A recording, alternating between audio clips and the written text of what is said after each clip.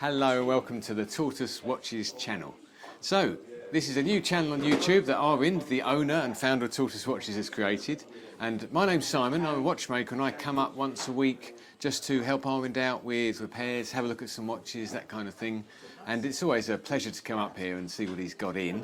And today I've come up and he's got two of the Freese watches in stock. He's actually managed to procure these somehow using all his connections. And it's really great to see these watches again because normally I just make the watches and they head out into the world and you don't get to see them again. But Arvind has picked up, by coincidence, two watches belonging to me, as it were, belonging to my brand, at the same time. So we've got a couple of watches that I'm going to tell you about and also tell you a little bit of the story about the production that we made of this particular model, which is the 101, and how it developed over time. So let's start off with the first of the 101s that I made.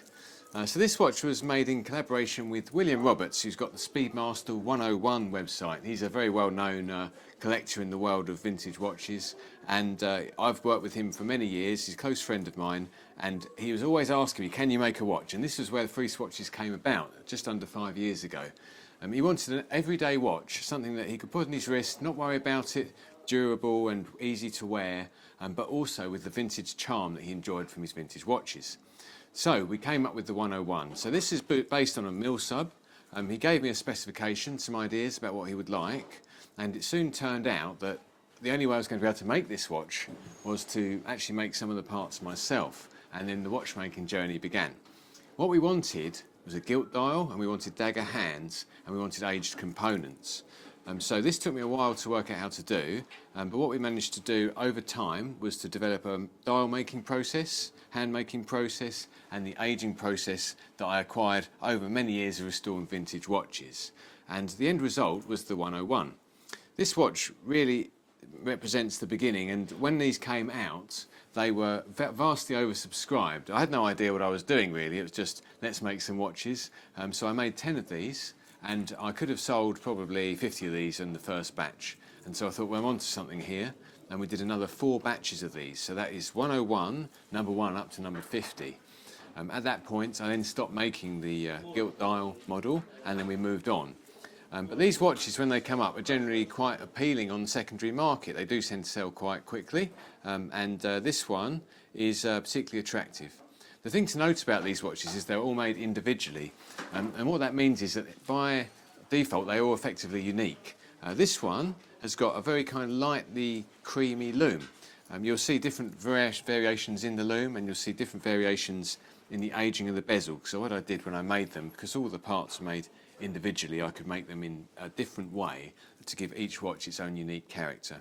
I remember in the first 10 watches I did some brown bezels, black bezels, there was even a purple bezel, and I do remember one that I really liked, which was a ghost bezel, a grey bezel, and that coincidentally was the first one to sell. I remember the first person I showed the 10 watches to, they picked that one out.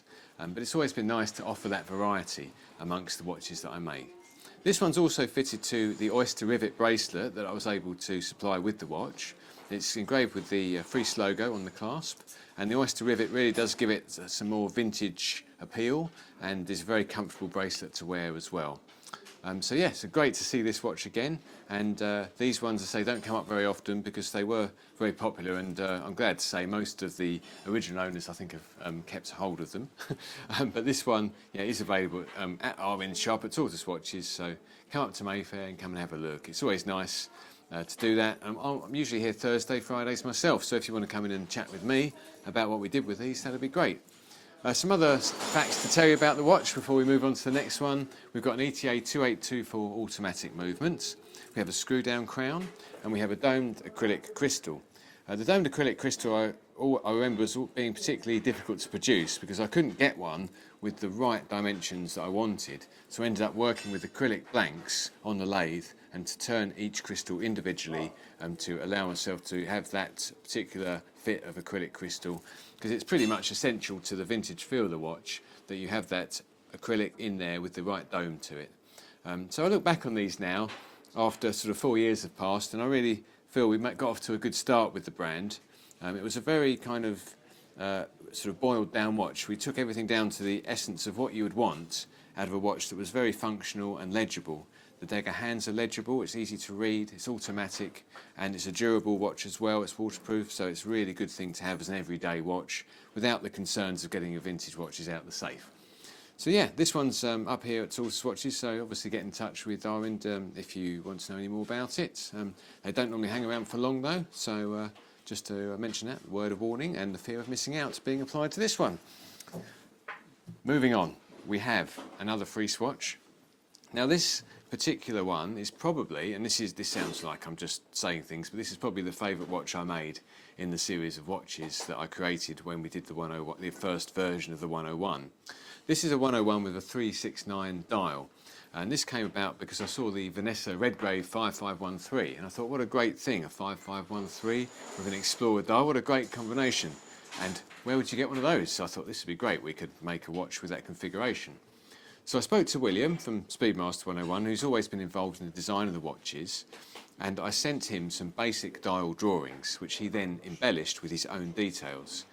He was very keen to firstly have a green Freese logo and also to have 101 automatic on the dial in green as well. And I think he made the right choice there, because when it was all printed up and we made the dial, we felt really comfortable with how it looked.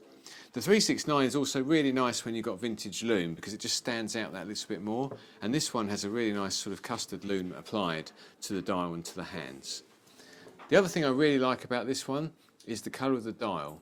So my history in watchmaking is all surrounded by the Omega Speedmaster, and there's some beautiful Speedmasters out there with chocolate dials. A chocolate dial was what happened when some of these dials just aged in a particular way, and this dial was, I made this dial to try and get that colour, the exact colour of the chocolate brown that I'd seen on these lovely Speedmasters. The nice thing about the chocolate colour, it's different in different lights. So under these studio lights, it's quite dark. And when you go out in the sun, it really kind of picks up and you get much more of the brown colour coming through. And I managed to achieve that with this dial, something I'm not even sure I could do again, to be honest, because with time passing, I can't remember how I managed to achieve it, but it does look really good and I really like the colour.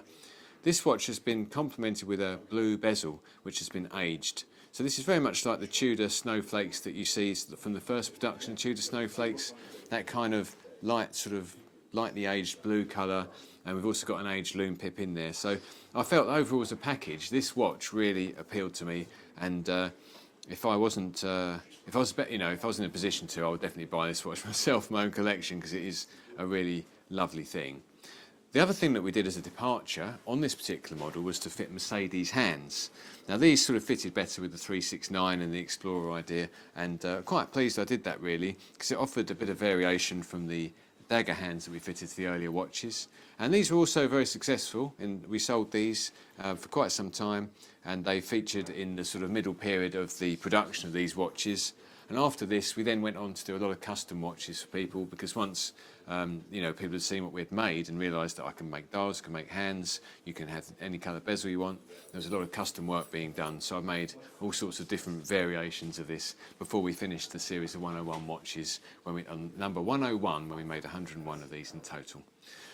So it's been really nice to see these two watches. They're both available in the shop. I hope you've been enjoying the content on the YouTube channel, and it's really great for me to get involved, come on the channel, and to help out in that way, and hopefully see Arvind's new channel grow, because Arvind's a great, passionate individual when it comes to vintage watches, and it's really nice just to be part of this new thing and see where it takes us all. But anyway, I'm here Thursday, Fridays. Check in with Arvind if you want to come up and have a look at these, and I'd love to talk to anyone about them if you want to come up to the shop.